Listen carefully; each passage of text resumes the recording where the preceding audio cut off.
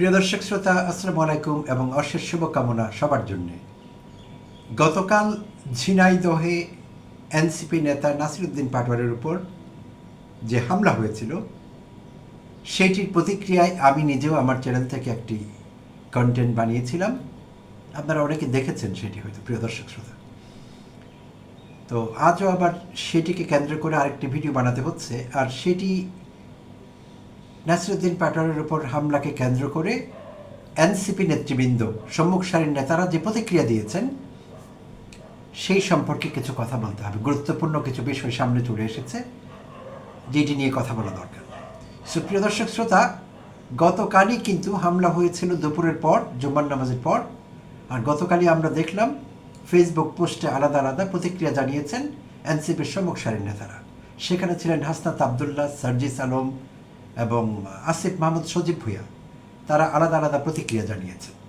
আর এটি স্বাভাবিক, কারণ যে কাজটি হয়েছে সেটি নিন্দনীয় এবং আমিও নিন্দা করেছি। কেউ ভালোভাবে নেয়নি, বিএনপির নেতৃবৃন্দ ছাড়া, হয়তো আর কি নেতাকর্মীরা ছাড়া। সুপ্রিয় দর্শক শ্রোতা, এর মধ্যে আমি আলাদা করে কথা বলবো আসিফ মাহমুদ সজীব ভুঁইয়ার প্রতিক্রিয়া নিয়ে। খুব গুরুত্বপূর্ণ বিষয় আলাপ করতে হবে। অনুরোধ করব এপিসোডের শেষ পর্যন্ত থাকবার জন্যে, আর মাঝপথে ছেড়ে দিয়ে কমেন্ট না করবার জন্যে। আমি কমেন্ট ওয়েলকাম জানাবো, সবসময় জানাই, অ্যাপ্রিসিয়েট করি আপনারা কমেন্ট করেন, এনগেজমেন্ট থাকে, আমি লাইক করি, পড়ি আমি অনেকের কমেন্ট এবং আনসার করি অনেক সময়।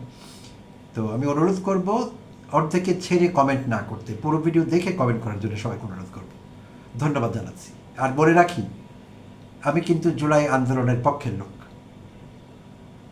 জুলাই আন্দোলনের মিছিলে অংশগ্রহণ করেছি, মনে প্রাণে জুলাই অভ্যুত্থানকে ধারণ করি এবং অন্তর্বর্তীকালীন সরকারের পক্ষে কথা বলেছি যৌক্তিকভাবে সবসময়।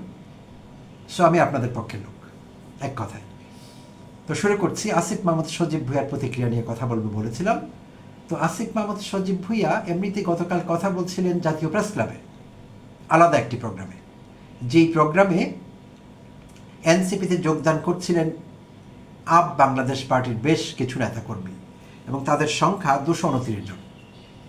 আপ বাংলাদেশ পার্টিটি ছাত্র শিবিরের সাবেক নেতাকর্মীদের একটি সংগঠন, আপনারা জানেন অনেকেই, প্রিয় দর্শক শ্রোতা। তো সেই আপ বাংলাদেশ পার্টির 229 জন নেতাকর্মী এনসিপিতে যোগদান উপলক্ষে জাতীয় প্রেস ক্লাবে একটি প্রোগ্রাম হচ্ছিল। সেখানে বিশেষ অতিথি হিসেবে বক্তব্য রাখছিলেন সাবেক উপদেষ্টা অন্তর্বর্তীকালীন সরকারের আসিফ মাহমুদ সজীব ভুঁইয়া। তো তিনি সেখানে প্রথমেই নিন্দা করেছেন নাসিরউদ্দিন পাটোয়ারির উপর এই হামলার ঘটনাকে, এবং সরকারের দৃষ্টি আকর্ষণ করেছেন, যেহেতু ঘটনাটি বিএনপি এবং তাদের অঙ্গ সংগঠন, ছাত্র দল এবং যুব দলের স্থানীয় নেতাকর্মীরা ঘটিয়েছে। তো নিন্দা করেছেন এবং তিনি কিছু বক্তব্য রেখেছেন, যে বক্তব্যটি তাৎপর্যপূর্ণ। এবং আসিফ মাহমুদ সজীব ভুঁইয়া একজন বুদ্ধিমান মানুষ মনে করি। তিনি এরকম বক্তব্য রাখতে পারেন কিনা আর রেখেছেন কিনা আমার এখনো বিশ্বাস করতে কষ্ট হচ্ছে, কারণ এই বক্তব্য তার নিজের বিরুদ্ধে গেছে, যেটিকে আমরা আত্মঘাতী বলি। তার এই বক্তব্য আত্মঘাতী হয়েছে। তো কেন তিনি এই কাজটি করলেন, এর নেপথ্যে কি, সেই বিষয়ে বিশ্লেষণে আসছি এক্ষুনি। তার আগে একটু পটভূমিতে ঘুরে আসব কিছুটা পেছনের সময়। অধ্যাপক ডক্টর মোহাম্মদ ইউনূস যুক্তরাষ্ট্রের নিউ ইয়র্কে ছিলেন তখন, 2024-এর 24 সেপ্টেম্বর, অভ্যুত্থানের পরের মাসে। 2024-এর 24 সেপ্টেম্বর যুক্তরাষ্ট্রের নিউ ইয়র্কে জাতিসংঘের সাধারণ পরিষদের 79তম অধিবেশনে অংশগ্রহণ করবার জন্যে তিনি গিয়েছিলেন, এবং এনসিপির কেউ কেউ তার সঙ্গে ছিলেন সেই সফরে। সেখানে তিনি কথা বলছিলেন, অধ্যাপক Yunus Clinton global initiative leaders স্টেজে বক্তব্য দিচ্ছিলেন। প্রেসিডেন্ট বিল ক্লিন্টনের একটি উদ্যোগ, সেখানে বক্তব্য দিচ্ছিলেন সেই সাধারণ পরিষদের অধিবেশনের ফাঁকে। সেখানে অধ্যাপক ইউনূস আমাদের মাহফুজ আলমকে পরিচয় করিয়ে দিয়েছিলেন স্টেজে, প্রকাশ্যে, জুলাই অভ্যুত্থানের মাস্টার মাইন্ড হিসেবে। আর এইটি তখন ব্যাপক আলোচনা সমালোচনার জন্ম দিয়েছিল। বাংলাদেশে তো বটেই, বাংলাদেশের বাইরেও এটি নিয়ে কথা হয়েছে। তো মাহফুজ আলমকে তিনি মাস্টার মাইন্ড বলেছিলেন খুবই উচ্ছ্বাসের সঙ্গে। তো মাহফুজ আলম নিজেও হয়তো সেটি শুনতে তৈরি ছিলেন না, তাকে আড়ষ্ট হতে দেখা গেছে। এবং পরবর্তীতে তিনি বলেছিলেন যে তিনি তেমন কোনো মাস্টার মাইন্ড না, বা এই পরিচয় তিনি চাননি। তো এতে দুটো প্রবলেম হয়েছে। একটি হলো, আসলে বিষয়টি এরকম না, কোনো একক মাস্টার মাইন্ড জুলাই অভ্যুত্থানের কেউ ছিলেন না আমরা যদ্দূর জানি। হ্যাঁ, অনেকেই মাস্টার মাইন্ড ছিলেন, নেতৃস্থানীয় অনেকেই নেতৃত্ব দিয়েছেন, সম্মুখ সারিতে ছিলেন, জুলুম নির্যাতন সহ্য করেছেন, অনেক দিন থেকে আন্দোলন করেছেন, সে কোটা বিরোধী আন্দোলন থেকে শুরু করে। বাট কেউ এককভাবে মাস্টার মাইন্ড কেউ ছিলেন না। তো অধ্যাপক ইউনূসকে কেউ ভুল তথ্য দিয়েছিলেন, আর সেই তথ্যের ভিত্তিতে তিনি সেই কথাটি প্রকাশ্যে বলেছিলেন।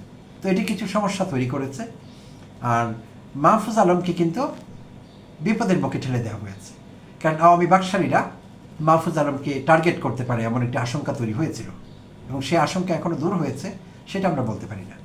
কিন্তু মাহফুজ আলম আসলে মাস্টারমাইন্ড ছিলেন না। তো অধ্যাপক ইউনূসের এটি ছিল একটি প্রেসিডেন্সিয়াল ব্লান্ডার। রাষ্ট্রপতি পর্যায়ের লোকেরা যখন এরকম ভুল করেন, সেগুলোকে ইন্টারন্যাশনালি ব্লান্ডার বলা হয়। So it was an example of presidential blunder. ঠিক ছিল না তার এই বক্তব্য, এবং সেই বক্তব্য ঝামেলা তৈরি করেছে। বুদ্ধিমান লোকেরা মাঝে মাঝে এরকম হার্মলেসলি কিছু স্টিউপিড বক্তব্য দিয়ে থাকেন। তারা বুদ্ধিমান, কিন্তু তাদের বক্তব্যগুলো হয়ে যায় স্টিউপিড, আর সেগুলো ঝামেলা তৈরি করে, কারণ লোকেরা তাদের কাছ থেকে এমন বক্তব্য আশা করে না। মাহফুজ আলম নিজেই আবার আরেকটি বক্তব্য দিয়ে বিতর্কিত হয়েছিলেন। সেটা হলো 2025 জুলাইয়ে তিনি বলেছিলেন যে জুলাই অভ্যুত্থান ছিল একটি মেটিকিউলাসলি ডিজাইনড বিষয়, অথবা পুরো বিষয়টি মেটিকিউলাস ডিজাইন, অর্থাৎ নিখুঁতভাবে পূর্ব পরিকল্পিত জুলাই অভ্যুত্থান, হাসিনার পতন, হাসিনার পলায়ন, সব কিছু। তো প্রিয় দর্শক শ্রোতা, এটি নিয়েও ব্যাপক আলোচনা সমালোচনা হয়েছিল সব জায়গায়, বিভিন্ন মহলে। বিশেষভাবে আওয়ামী বাকশালীরা নড়ে চড়ে বসেছিলেন। দেশে বিদেশে তারা হাজার হাজার কন্টেন্ট বানিয়ে ফিরেছেন, এবং তারা বলার চেষ্টা করেছেন, ও আচ্ছা, তাহলে হাসিনার পতন এমনি এমনি হয়নি, গভীর ষড়যন্ত্রের অংশ, মেটিকিউলাস ডিজাইনের অংশ। আর আওয়ামীপন্থী টকশো ব্যাপারীরা, ইউটিউব চ্যানেলের মালিকেরা, তারা অসংখ্য কন্টেন্ট বানিয়েছেন। আমার একজনের নাম খুব মনে পড়ে, মঞ্জুরুল আলম পান্না, মানচিত্র তার চ্যানেলের নাম। সেই চ্যানেলে তিনি খুব একেবারে উচ্চকণ্ঠ হয়ে উঠেছিলেন। মেটিকিউলাস ডিজাইন বলতে বলতে তার একেবারে তেষ্টা পেয়ে যেত, এরকম অবস্থা। বারবার বোঝাবার চেষ্টা করছিলেন যে হাসিনার পতন বা পলায়ন এটি স্বতঃস্ফূর্ত কোনো বিষয় ছিল না, এটি কৃত্রিম, আর্টিফিশিয়াল এবং মেটিকিউলাসলি ডিজাইন। পান্না এটি এস্টাবলিশ করবার চেষ্টা করেছিলেন, আরও অনেকে চেষ্টা করেছেন।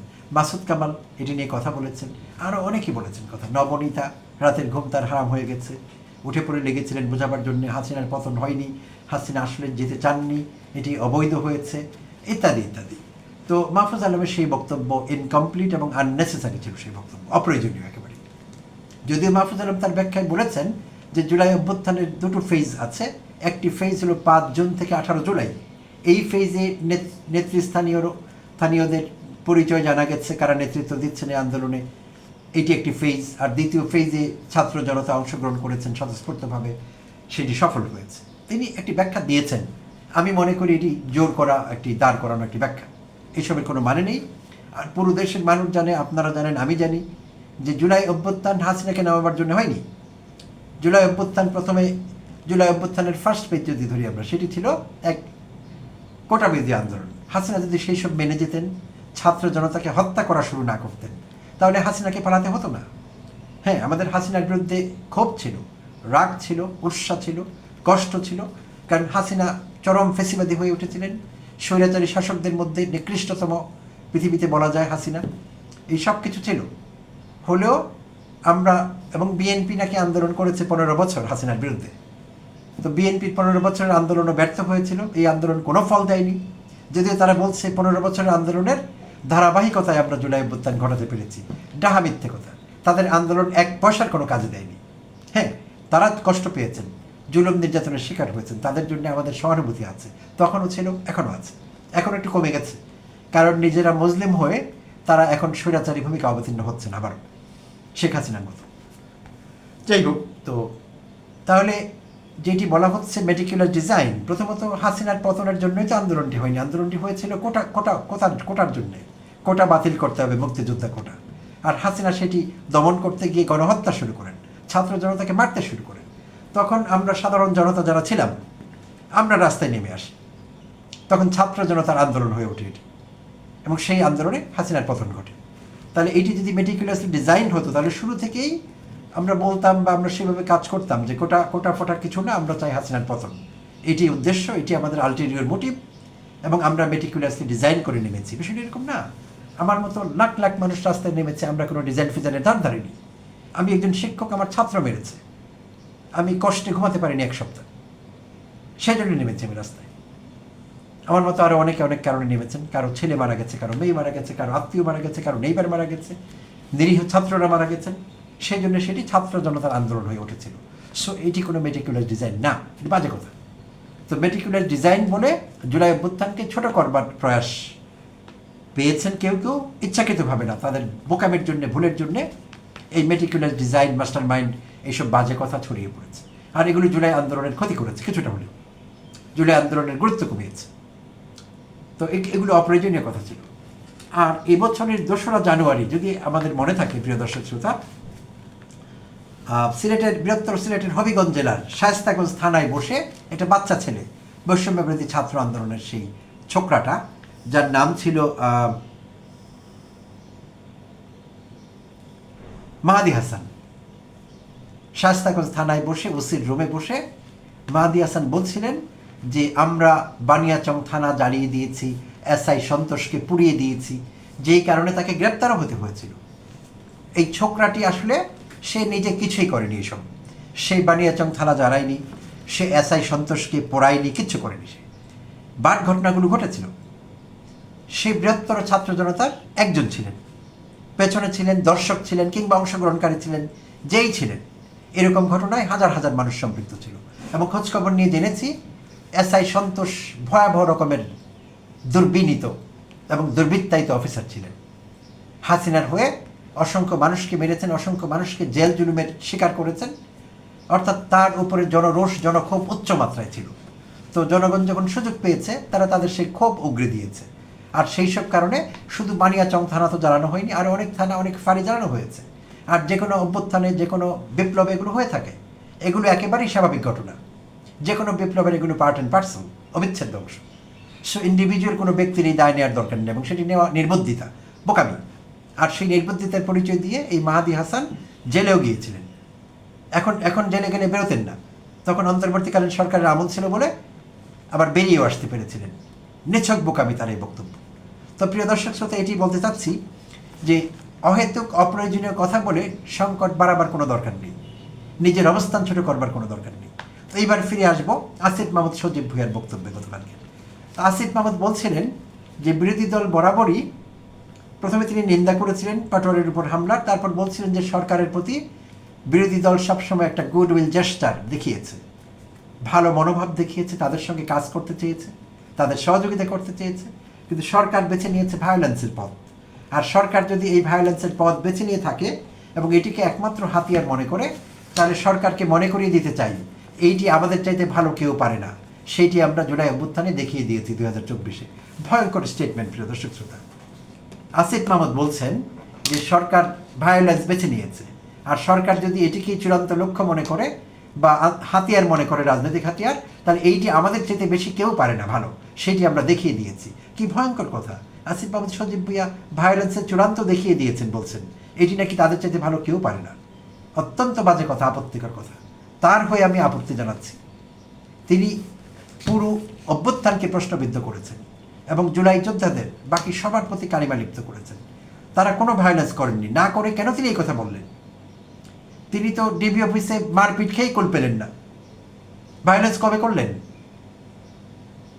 আর যা কিছু হয়েছে, কিছু ভায়োলেন্স হয়েছে, সহিংসতা হয়েছে, এগুলো ছিল জনরোষ। এখানে তো তার কোনো হাত নেই, তার কোনো ডিজাইন এগুলো হয়নি। তিনি কোনো প্ল্যান দিয়ে দেননি সারা বাংলাদেশে, থানা মহল্লায়, পাড়ায়, উপজেলায়, জেলায়, মহানগরে তিনি তো বলে দেননি গিয়ে কিংবা বার্তা পাঠিয়ে যে তোমরা জ্বালাও, পোড়াও, মারো, কাটো, ধরো। তাহলে এই বাজে কথা কেন বললেন তিনি? এটি তো অত্যন্ত বাজে একটি কথা হয়েছে। আমি তো ভাবতেই পারছি না কেন হবে এটি, কেন তিনি এমন কথা বললেন, এই দায় তিনি নিজের উপর কেন নিলেন?